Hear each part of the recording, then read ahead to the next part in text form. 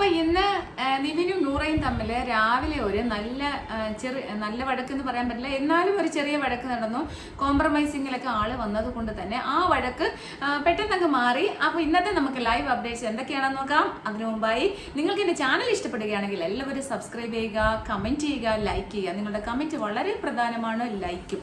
അപ്പൊ നിങ്ങൾ കമന്റ് ചെയ്യുമ്പോൾ ആ കമന്റ് ഞാൻ നോക്കിയിട്ട് ക്രിറ്റിസിസംസ് ഒക്കെ എനിക്ക് ഇഷ്ടമാണ്. തെറി വിളിക്കാണ്ട് ക്രിറ്റിസിസം ചെയ്താൽ നമ്മൾ തീർച്ചയായിട്ടും വിമർശിക്കുക എന്നുള്ളത് പ്രധാനമാണ്. കാരണം നമ്മൾ പറയുന്ന കാര്യങ്ങൾ നമ്മൾ പറയുന്നത് ഇഷ്ടപ്പെടാത്ത വിമർശനങ്ങളൊക്കെ നമുക്ക് എപ്പോഴും ഹെൽത്തി വിമർശനങ്ങൾ, ഹെൽത്തി ക്രിറ്റിസിസംസ് നമ്മളെപ്പോഴും ഉൾക്കൊള്ളുന്നവരാണ്.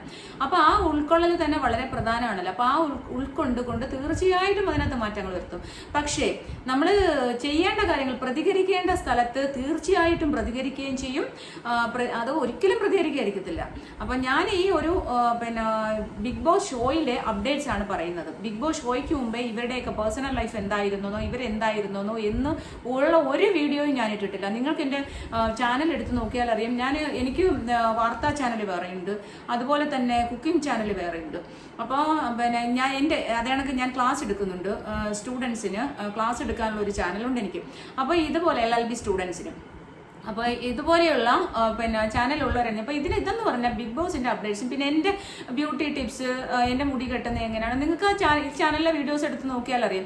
ബിഗ് ബോസിന്റെ അപ്ഡേറ്റ് പറയുന്നതിന് മുമ്പ് ഞാൻ ഈ ആരെക്കുറിച്ചും, ഒരു കണ്ടസ്റ്റന്റിനെ കുറിച്ചും ഞാനൊന്നും പറയുന്നില്ല. അപ്പം എനിക്ക് കുറച്ച് കാര്യങ്ങളൂടി പറയാനുണ്ട്. അപ്പം ഞാനത് അടുത്ത വീഡിയോയിൽ പറയാം. ഇതിപ്പോൾ നമുക്ക് ലൈവ് അപ്ഡേറ്റ്സ് എന്തൊക്കെയാണെന്ന് നോക്കാം. അപ്പോൾ ഓക്കെ, എല്ലാവരും ചാനൽ സബ്സ്ക്രൈബ് ചെയ്യട്ടോ. അപ്പോൾ ഇന്നിപ്പോൾ രാവിലെ നിവിനും നൂറായി. ഇപ്പം ഞാനിങ്ങനെ രാവിലെ ഞാൻ എഴുന്നേറ്റ് കിച്ചൺ, ഞാൻ പറഞ്ഞല്ലോ എനിക്ക് കുറച്ച് ഒരു ക്ലൗഡ് കിച്ചൺ സംഭവങ്ങളൊക്കെ ഉണ്ട്. അപ്പം നമ്മൾ കിച്ചണിലൊക്കെ വർക്കൊക്കെ കഴിഞ്ഞ് ഇടയ്ക്ക് ഞാൻ വന്ന് ലൈവ് ഓൺ ചെയ്ത് വെച്ചിരുന്നത്.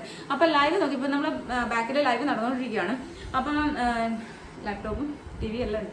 അപ്പോൾ അങ്ങനെ ഞാൻ ചെന്ന് നോക്കിയ സമയത്ത് നിവിൻ ഇങ്ങനെ മുടിയൊക്കെ അഴിച്ചിട്ടില്ല, സംഹാര രുദ്ര മാടിക്കൊണ്ട് നടന്നു ഓടിപ്പോണാണ് കാണുന്നത്. അപ്പം എന്താണ്, ഇപ്പം നൂറയായിട്ടൊരു വഴക്ക് നടന്ന് നൂറ എന്തോ കക്കാൻ വന്നതാണ്, മോട്ടിക്കാൻ വന്നതാണെന്നുകൊണ്ട് നിവിനോട് ചോദിച്ചു എന്നുള്ളതാണ് അവിടെ ഇഷ്യൂ ആയത്. അപ്പം ഇനി മേലിൽ അങ്ങനെ ചോദിക്കല്ലോ, ഡോൺ റിപ്പീറ്റ് എന്നൊക്കെ പറഞ്ഞിട്ട് ഭയങ്കരമായിട്ട് ഷൗട്ട് ചെയ്തുകൊണ്ടാണ് നിവിൻ പോയത്. എന്തായാലും നിവിനെ എല്ലാവരോടും സമാധാനപ്പെടുത്തി ബാത്റൂമിൽ നിന്ന് ഷാനവാസും ഒക്കെ എല്ലാവരോടും സമാധാനപ്പെടുത്തുന്നുണ്ട്.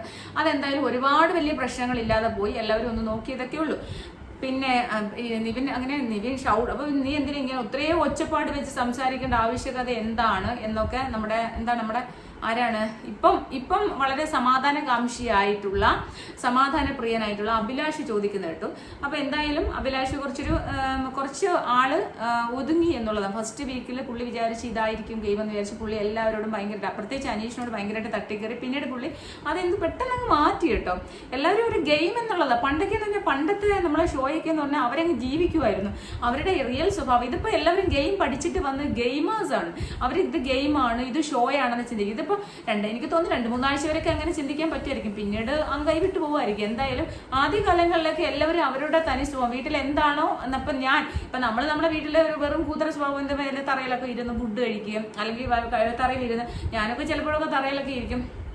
അങ്ങനെ നമ്മളെ സ്വാഭാവികമായിട്ട് എല്ലാ മനുഷ്യരും അങ്ങനെയാണല്ലോ. നമ്മളിപ്പോൾ വലിയ സ്റ്റാൻഡേർഡിലെ വീട്ടിലിരിക്കുന്ന ഇപ്പോൾ പാവാട ഉടുപ്പിട്ടുകൊണ്ടിരിക്കുന്നതൊക്കെ നമുക്കിപ്പം റിയാലിറ്റി ഷോയിൽ വന്ന് പാവാട ഉടുപ്പ് അങ്ങനെയൊക്കെ വിചാരിക്കും. നമ്മൾ ഏറ്റവും തന്നെ ആദ്യ ഡ്രസ്സാണ് ഡ്രസ്സ്, ഈ നമ്മൾ ബിക്കിനി ഇട്ടുകൊണ്ട് അല്ലെങ്കിൽ അങ്ങനെ ആയിരുന്നു. പക്ഷെ ഇപ്പം എനിക്ക് തോന്നുന്നു എല്ലാവരും വളരെ കോൺഷ്യസ് ആണ്. ഇതൊരു ബിഗ് ബോസ് ഷോ, ഇതൊരു ഷോയാണെന്നുള്ളൊരു കോൺഷ്യസ് ഉണ്ട്. പിന്നെ എല്ലാവരും ഇമേജ് നോക്കുന്നുണ്ട് കേട്ടോ. ഭയങ്കരമായിട്ട് ഇമേജ് കോൺഷ്യസ് ആണ് കുറെ ആൾക്കാർ. കഴിഞ്ഞതിന്റെ അങ്ങേ സീസണിലും ഒക്കെ ഇമേജ് കോൺഷ്യസ് ആയിരുന്നു. ഇപ്പോൾ ഉള്ള സീസണിൽ, ആദ്യത്തെ സീസണിൽ അങ്ങനെ ഇമേജ് ഒന്നും ആരും കോൺഷ്യസ് ഒന്നും ആയിരുന്നില്ല. അപ്പൊ നിവിൻ നൂറയും തമ്മിലുള്ള ആ ഒരു അടി കഴിഞ്ഞപ്പോഴത്തേക്ക് നമ്മുടെ ബിന്നി ഉണ്ടല്ലോ, കഴിഞ്ഞ പ്രാവശ്യത്തെ കളി ഇങ്ങനെ ഓർത്തിട്ട് ബിന്നി ഇങ്ങനെ വീണ്ടും അന്വേഷണം ചൊറിയാനായിട്ട് ഇങ്ങനെ വരുവാണ്. ഈ ഒരു കാര്യം ചോദിക്കട്ടെ, ഇനി ഒരു കാര്യം ചോദിക്കട്ടെ എന്നൊക്കെ പറഞ്ഞിട്ട് ബിന്നി അനീഷിന്റെ അടുത്ത് കൂടി. അപ്പൊ എന്താണ് കഴിഞ്ഞു പോയല്ലേ, ലാലേട്ടൻ കഴിഞ്ഞ വന്ന് പറഞ്ഞില്ലേ ആ ഒരു ബാത്റൂമിന്റെയും ചൂലെടുത്ത് തൂത്ത കാര്യം, ഉറുമ്പിന്റെ കാര്യം, പാതകത്തിൽ മീൻസ് കിച്ചന്റെ പാതകത്തിൽ, കിച്ചൺ ടോപ്പിലും ഉറുമ്പുണ്ടായിരുന്നു, അത് തൂത്ത കാര്യങ്ങളൊക്കെയാണ് പറയുന്നത്. അപ്പം ഉടനെ ചോദിച്ചു നിങ്ങൾ എന്തിനാണ് ഇപ്പൊ ചോദിക്കുന്നത്? നിങ്ങൾ 1 മണിക്കൂർ കഴിഞ്ഞിട്ട് മറ്റേ കാര്യം ചോദിക്കാമെങ്കിൽ പിന്നെ എനിക്ക് എന്താ ചോദിച്ചത്? അപ്പം അനീഷ് പറഞ്ഞു അത് ചോദിക്കാൻ കാര്യം നിങ്ങൾ എന്നെ ചൊറിഞ്ഞ് കിച്ചണിൽ വന്നിട്ട് ചൊറിഞ്ഞ് പറഞ്ഞത് കൊണ്ടാണ് ഞാനത് പറയേണ്ടി വന്നത്.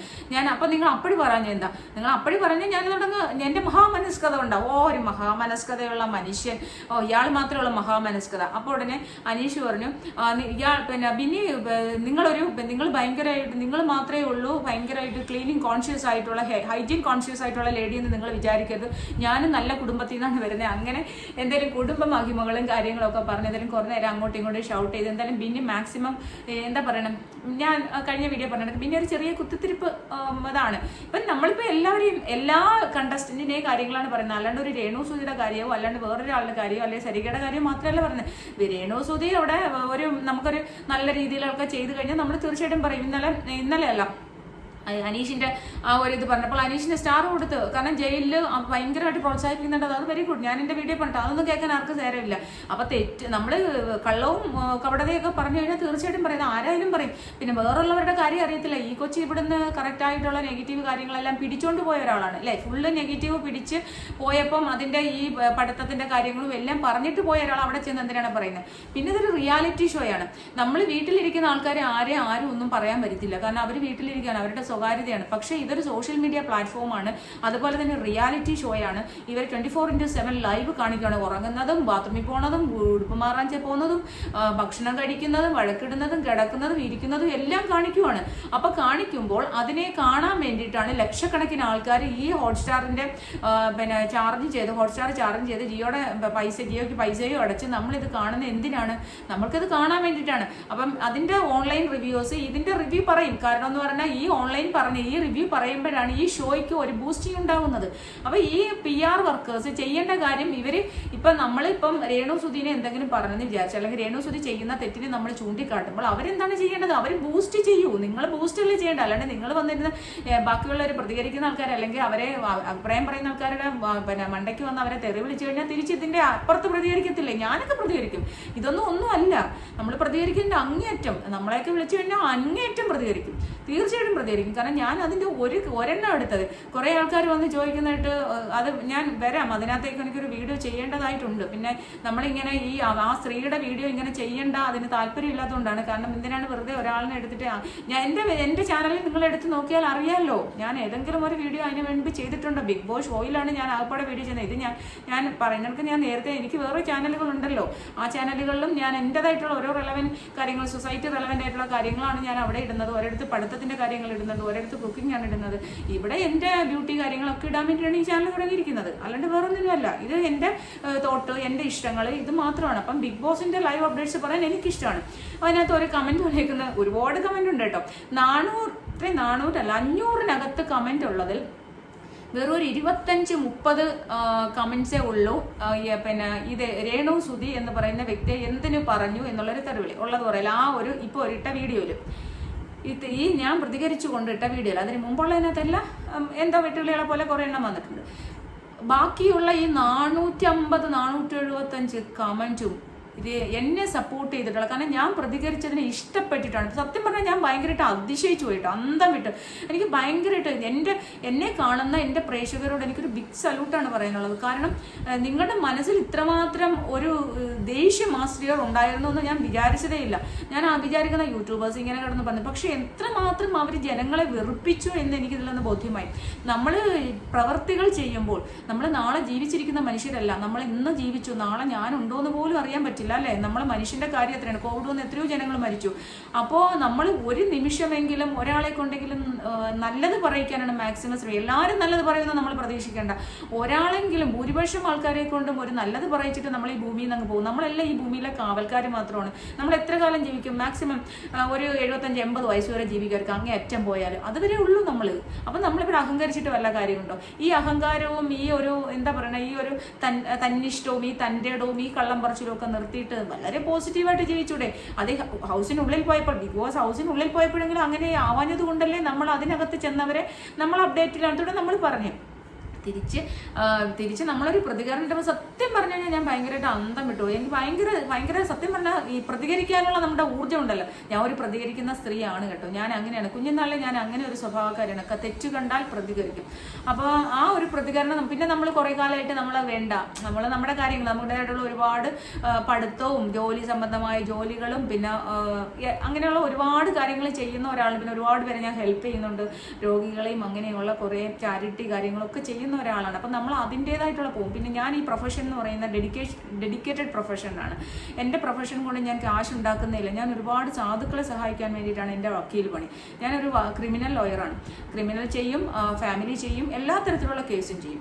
നിങ്ങൾക്ക് എൻ്റെ ഗൂഗിളിൽ പോയിട്ട് ചെക്ക് ചെയ്താൽ അറിയാൻ പറ്റും കേട്ടോ. അഡ്വക്കേറ്റ് അനക്ക അല്ലെങ്കിൽ അനക്ക അസോസിയേറ്റ്സ് അടിച്ച് അതെൻ്റെ ലീഗൽ ഫോമാണ്. അപ്പോൾ നമ്മൾ ആരെയും ദ്രോഹിക്കാൻ വേണ്ടി ചെയ്യുന്നില്ല. പക്ഷെ നമ്മളോട് തിരിച്ച് എന്നെ സംബന്ധിച്ചോളം ഞാൻ അഞ്ച് ബ്രദേഴ്സിൻ്റെ കൂടെ ജീവിച്ച ആളാണ്.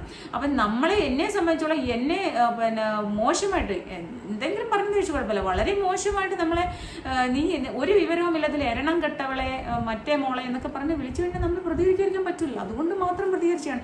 ഇനിയും അങ്ങനെയുള്ള മെസ്സേജസ് വന്നു കഴിഞ്ഞാൽ അല്ലെങ്കിൽ കമൻസ് വന്നാൽ തീർച്ചയായിട്ടും ഞാൻ പ്രതികരിക്കും. അതും 1000% ഉറപ്പാണ്. ഇതൊന്നുമല്ല, ഇതൊക്കെ വളരെ ചെറുതാണ്. കാരണം എനിക്ക് വിഷമം തന്നെ നമ്മുടെ കുഞ്ഞുങ്ങൾ നമ്മളെ ഒന്നാമത്തെ കാര്യം ഞാൻ പഠിപ്പിക്കണം അല്ലെങ്കിൽ കുട്ടികൾക്ക് ക്ലാസ് കാര്യങ്ങൾ പറഞ്ഞു കൊടുക്കുന്ന ഒരാൾ അല്ലെങ്കിൽ കുട്ടികൾക്ക് ഒരു നിയമ ബാലാവകാശം പോലുള്ള കാര്യങ്ങൾ പറഞ്ഞു കൊടുക്കുന്ന ആളാണ്.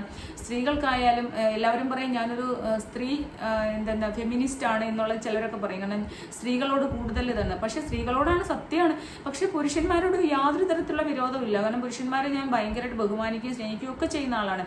അത് സ്ത്രീകളെന്ന് പറയുമ്പോൾ സ്ത്രീകൾക്ക് ഒരുപാട് പേര് എൻ്റെ ഇൻസ്റ്റാഗ്രാമിൽ പോയി നിങ്ങൾക്ക് നോക്കിയാൽ അറിയാം, അഡ്വക്കേറ്റ് അനക്ക. നമ്മൾ സ്ത്രീകൾക്ക് പിന്നെ ഒരുപാട് നാൾ കോടതികളിലും ഫാമിലി കോടതിയിലും ഇറങ്ങിയാൽ അവർക്കൊരു അതിൽ നിന്ന് അവർ ഒരുപാട് കഷ്ടപ്പാടാണ്. ഒരു ചെലവിന് കാശിന് വേണ്ടിയിട്ട് എത്രയോ സ്ത്രീകളാണെന്നറിയാം കോടതികൾ കയറിയത്. അത് കാണുമ്പോൾ നമുക്ക് സങ്കടമാണ്. കുട്ടികൾക്ക് ചെലവ് കാശ് മക്കളെ ഉണ്ടാക്കി അങ്ങ് കൊടുത്തിട്ട് അങ്ങ് പോയാൽ മതി. അവർക്ക് ചെലവ് കാശ് കൊടുക്കാൻ വേണ്ടി ഈ സ്ത്രീകൾ കോടതി വരാന്തകളിൽ മാസങ്ങളും വർഷങ്ങളും ഇങ്ങനെ നിരങ്ങുന്ന കാണുമ്പോഴുള്ള സങ്കടം കൊണ്ടാണ് നമ്മൾ പറയുന്നത്. അല്ലാണ്ട് പുരുഷ വിരോധിയുണ്ട്. പുരുഷന്മാർ ഒരുപാട് വിഷമങ്ങൾ അനുഭവിക്കുന്ന പുരുഷന്മാർ എന്നെ വിളിക്കാറുണ്ട്. ലോകത്തിന്റെ പല ഭാഗത്തു നിന്ന് എന്നെ വിളിക്കാറുണ്ട്. പിന്നെ ഒരു കമന്റിനകത്ത് എനിക്ക് ഭയങ്കരമായിട്ട് എനിക്ക് ചിരി വന്നു. നിങ്ങൾക്ക് കുശുമ്പാണെന്ന്. എൻ്റെ പൊന്നെ, എന്നെ അറിയാവുന്ന ഒരാളും പറയത്തില്ല എനിക്ക് കുശുമ്പാണെന്ന്. കാരണം ഞാൻ എല്ലാ ആൾക്കാർക്കും എല്ലാം ഇപ്പോൾ പഠിക്കാൻ പറ്റാത്ത ആൾക്കാർക്ക് പഠിപ്പിക്കാനായിട്ട് നടക്കുന്ന എത്ര പ്രായമായാലും അഞ്ചിമാരൊക്കെ പഠിപ്പിക്കാൻ നടക്കുന്ന ഒരാളാണ്. എനിക്ക് കുശുമ്പെന്നൊക്കെ പറഞ്ഞാൽ സത്യം പറഞ്ഞാൽ എന്നെ അറിയാവുന്നവർ കേട്ടു കഴിഞ്ഞാൽ അവർക്ക് ചിരി വരും. ഇപ്പം ഞാനൊരു ചാനൽ തുടങ്ങിയായിരുന്നു. എന്നെ അറിയാവുന്ന ഒരാൾ പോലും അറിയില്ല. എൻ്റെ വീട്ടിലുള്ളവർക്ക് മാത്രമേ അറിയൂ ഞാൻ ഇങ്ങനെയൊക്കെ ചാനലുകളുണ്ട്, എനിക്കിങ്ങനെ ചാനലുകളുണ്ട്. മറ്റേതിലൊന്നും ഞാൻ എൻ്റെ മുഖം പോലും കാണിക്കാതെ ന്യൂസ് ചാനലൊക്കെ ഇട്ടിട്ടുണ്ടായിരുന്നു. ഇപ്പോഴാണ് ഞാൻ എൻ്റെ മുഖം കാണിക്കാൻ തുടങ്ങിയത്. കാരണം എന്തിനാണ് വെറുതെ നമ്മൾ ഒളിച്ചിരുന്ന് ചെയ്യേണ്ട കാര്യമില്ല. നമ്മൾ ആരാണെന്ന് ഐഡന്റിഫൈ ചെയ്തുകൊണ്ട് തന്നെ സംസാരിക്കാം എന്ന് വിചാരിച്ചിട്ടാണ്. അല്ലാണ്ട് എന്നെ സംബന്ധിച്ചോളം എനിക്ക് കുശുമ്പോ എൻ്റെ ദൈവം, എനിക്കാണെങ്കിൽ പ്രത്യേകിച്ചും സ്ത്രീകളെ പെൺകുട്ടികളെയൊക്കെ ഭയങ്കര ഇഷ്ടമുള്ള ആളാണ്. അപ്പൊ കുശുമ്പ് എന്നുള്ളത് ചിന്തിക്കുക വേണ്ട. കാരണം പിന്നെ അതിലേക്ക് രേണുസുതി എന്ന് പറഞ്ഞ കുട്ടിയോട് ഞാൻ എന്തിനാണ് ആ കൊച്ചിനോട് കുശുമ്പ് പിടിക്കുന്നത്? അതെന്തോ എന്നെക്കാട്ടി വലിയ IAS അല്ല കളക്ടറും വല്ലോ ആണ്. അതിൻ്റെതായിട്ടുള്ള പിന്നെ എന്തെങ്കിലുമൊക്കെ ജീവിക്കുന്നു. പക്ഷെ അതിൻ്റെതായിട്ടുള്ള അഹങ്കാരവും ആ അഹംഭാവമായിട്ടുള്ള സംസാരവും അതിൻ്റെ പിന്നെ ഈ ഒരു വൃത്തിയില്ലായ്മയും പിന്നെ അതുപോലെ ഈ കള്ളം പറച്ചിലും അതൊക്കെ കേൾക്കുമ്പോഴാണ് നമ്മൾ ക്രിട്ടിസൈസ് ചെയ്യുന്നത്. പക്ഷേ അത് എന്തുകൊണ്ടാണ് എനിക്ക് ഇതിനൊക്കെ വീഡിയോ ചെയ്യേണ്ടത്? അവർ PR പോലെ അവർക്ക് കാശില്ലെന്ന് പറയുന്നത്. പക്ഷെ അവർ വലിയൊരു PR വർക്കേഴ്സിനെ ഏതോ ഒരു സോഫ്റ്റ്വെയർ ചിങ്ങവനത്തുള്ള ഒരു സോഫ്റ്റ്വെയർ കമ്പനി ഏൽപ്പിച്ചിരിക്കുകയാണ് അവരുടെ PR വർക്ക്. അപ്പോൾ അതും എനിക്ക് കമൻറ്റിൽ നിന്ന് അറിഞ്ഞതാണ്. അല്ലാതെ ഞാൻ ഇതൊന്നും അന്വേഷിക്കാൻ പറ്റില്ല. കാരണം അതിനുള്ള സമയമൊന്നും ഇല്ല എനിക്ക് എൻ്റെ ജോലി ചെയ്ത് തീർക്കാൻ സമയമില്ല. അപ്പം അങ്ങനെ ഒരു സോഫ്റ്റ്വെയർ കമ്പനിയൊക്കെ ഏൽപ്പിക്കാൻ വേണ്ടിയിട്ടുള്ള കപ്പാസിറ്റി ഉള്ള ഒരു സ്ത്രീയാണ് എന്ന് അറിഞ്ഞപ്പോൾ സത്യം പറഞ്ഞാൽ ഞാൻ ഞെട്ടിപ്പോയി. നമുക്കൊക്കെ 500 രൂപ കിട്ടാൻ നമ്മൾ എത്രയും പെട്ടെന്ന് ഒരു ഗ്യാസ് വാങ്ങിച്ചു വെക്കാം. ഒരു ഗ്യാസും കൂടി അടിക്കണം, ഒരു സിലിണ്ടറിന് ഓടി നിറച്ച് വെക്കാമെന്ന് വിചാരിക്കുന്ന ആൾക്കാരാട്ടോ. നമ്മൾ ദൈനംദിന ജീവിതത്തെക്കുറിച്ച് ചിന്തിക്കുന്ന ആൾക്കാരാണ്. പിന്നെ അല്ലെങ്കിൽ വിചാരിക്കും മോൻ എന്തെങ്കിലും ഒരു കാര്യം ചെയ്യുക, അല്ലെങ്കിൽ ഇത്തിരി ഫുഡ് വാങ്ങിച്ചു കൊടുക്കുക, അല്ലെങ്കിൽ ഇവിടെ വീട്ടിൽ എന്തെങ്കിലും ആവശ്യങ്ങൾ സാധിക്കാം എന്ന് വിചാരിക്കും. സത്യം പറഞ്ഞാൽ ഒരു ബ്യൂട്ടി പാർലറിൽ പോകാൻ പോലും ആഗ്രഹമൊക്കെ ഉണ്ട്, ഇല്ലെന്ന് പറയാൻ പറ്റില്ല. ഏതൊരു സ്ത്രീയെ പോലെ നമുക്കും ബ്യൂട്ടി പാർലറിൽ പോകാനൊക്കെ ആഗ്രഹമുണ്ട്. പക്ഷെ പോവാത്തതിന്റെ കാരണം എന്ന് പറഞ്ഞാൽ എന്നാ ചോദിക്കുക എല്ലാം ഉണ്ട്. എനിക്ക് കുറേ കാലം ഞാൻ എത്രയോ വർഷങ്ങളായി എനിക്ക് 18 വയസ്സായപ്പോൾ തന്നെ ഞാൻ ഡ്രൈവിംഗ് ലൈസൻസ് എടുത്തോളാം. എത്രയോ വർഷമായിട്ട് ഞാൻ വണ്ടി ഓടിക്കുന്നതാണ്. അന്നോട്ടേ ഞാൻ കാറിൽ തന്നെ സഞ്ചരിക്കുന്നത്. അതെല്ലാം ഉണ്ട്. കാരണം വണ്ടി നമുക്ക് ആവശ്യമാണല്ലോ. അപ്പോൾ കാറിൽ സഞ്ചരിക്കുന്നു. കാറുകളുണ്ട്, ഒരു കാറല്ല കാറുകളുണ്ട്. അതനുസരിച്ച് നമ്മൾ ജീവിക്കുന്നത്. ഇതെല്ലാം നമ്മൾ അധ്വാനിച്ചുണ്ടാക്കുന്നതാണ്. അല്ലാണ്ട് എവിടെ നിന്ന് നമ്മൾ പിന്നെ അടിച്ചു മാറ്റുന്നതോ മോഷ്ടിച്ചെടുക്കുന്നതോ കള്ളം പറഞ്ഞ് നേടുന്നതോ ഒന്നുമല്ല. ആരുടെ കയ്യിൽ നിന്നും 1 രൂപ പോലും 10 പൈസ പോലും കടം വാങ്ങിക്കാതെ, ബാങ്കിനൊക്കെ കടം ഉണ്ടാവുമെന്ന് സ്വാഭാവികം, അത് നമ്മുടെ പ്രോപ്പർട്ടീസ് കൊടുത്തിട്ടായിരിക്കുമല്ലോ, അല്ലാണ്ട് ഒരാളുടെ കയ്യിൽ നിന്നും ഒരു സഹായവും വാങ്ങിക്കാതെ ജീവിക്കുന്ന ഒരു ആൾക്കാരാണ് ഞങ്ങൾ. അപ്പോൾ നമ്മൾ നമ്മുടേതായ ഇതിൽ ജീവിച്ചു പോകും. അല്ലാതെ കുശുമ്പുണ്ടെന്നൊന്നും നിങ്ങൾ പറഞ്ഞു കഴിഞ്ഞാൽ അതെനിക്ക് ചിരി, സത്യം പറഞ്ഞാൽ ചിരിയാണോ. ഞാനിവിടെ വീട്ടിൽ എല്ലാവരെയും കാണിച്ച് ചിരിയായിരുന്നു. പിന്നെ എല്ലാവരെയും നമ്മൾ ഹെൽപ്പ് ചെയ്യുന്ന കുശുമ്പ്, ആ കൊച്ചിനോട് എന്തിനും കുശുമ്പ് പാവും, അവിടെ അത് നന്നായിട്ട് കളിക്കട്ടെ, പോസിറ്റീവായിട്ട് കളിക്കുമ്പോൾ നമ്മൾ പോസിറ്റീവ് പറയും, മോശമായിട്ട് കളിച്ചാൽ ഇനിയും മോശം പറയും, അതിന് ഒരു സംശയമില്ല, ഇഷ്ടം പോലെ മോശം പറയും. നന്നായിട്ട് കളിച്ചാൽ നല്ലതായിട്ട് പറയും, അതിനൊക്കെ ഓരോ കണ്ടസ്റ്റന്റ്. ഇപ്പം ഞാൻ പേരന്റ് പറഞ്ഞാൽ ഞാൻ ബിഗ് ബോസിൽ പോകാനുള്ള ആഗ്രഹത്തിന്, അയ്യോ എനിക്ക് കാരണം എനിക്ക് പറ്റില്ല, കാരണം നമുക്കൊന്നും അത് സർവൈവ് ചെയ്യാൻ പറ്റത്തില്ല, നമുക്ക് പെട്ടെന്ന് ദേഷ്യം വരും, നമ്മൾ പെട്ടെന്ന് എന്തെങ്കിലുമൊക്കെ ആവും. അതുകൊണ്ട് നമ്മളെയൊന്നും വിളിച്ചപ്പോൾ നമുക്ക് പോകാൻ പറ്റില്ല ബിഗ് ബോസ് എന്ന് പറയുന്ന ഒരു ഷോയിൽ. കാരണം നമുക്ക് ഫുഡ്, നമുക്ക് ഒരുപാട് ആരോഗ്യ പ്രശ്നങ്ങളുണ്ട്, അപ്പം മെഡിസിൻസ് വേണം, നമുക്കിങ്ങനെ ഉറക്കം ഒഴിഞ്ഞ് ആകെപ്പാടെ ഞാൻ 3 മണിക്കൂർ 4 മണിക്കൂർ ഉറങ്ങുന്നത്, രാത്രി മുഴുവൻ എനിക്ക് ഡ്രാഫ്റ്റിങ് കാര്യങ്ങളാണ്.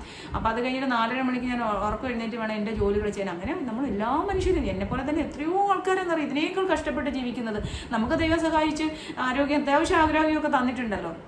അപ്പം അതാണ്, അതുകൊണ്ട് പ്രതികരിക്കേണ്ടിടത്ത് ശക്തമായിട്ട് പ്രതികരിക്കും, തീർച്ചയായിട്ടും പ്രതികരിക്കും, അത് ആരെന്നില്ല, ആരായാലും പ്രതികരിക്കും കേട്ടോ. അപ്പോൾ അങ്ങനെ വിചാരിക്കുക. അപ്പോൾ എന്നെ സപ്പോർട്ട് ചെയ്ത് എല്ലാവർക്കും താങ്ക്സ്. അപ്പോൾ ഞാൻ വേറൊരു വീഡിയോ ഇടണമെന്ന് വിചാരിച്ചതാണ് ഇതിനെക്കുറിച്ച്. അപ്പോൾ വീണ്ടും ഒരു വീഡിയോ ഇട്ട് വെറുതെ എന്തിനാ എന്ന് വിചാരിച്ചു. അപ്പോൾ നമുക്കുള്ള റീച്ച് മതി, എന്നെ കാണുന്ന ആൾക്കാർ എന്നെ ഇപ്പോൾ ഇഷ്ടപ്പെട്ട എല്ലാവരെയും വരുമെന്ന് എനിക്ക് ഉറപ്പാണ്. അപ്പോൾ ഓക്കെ, നെക്സ്റ്റ് വീഡിയോ കാണുന്നവരേക്കും ബൈ.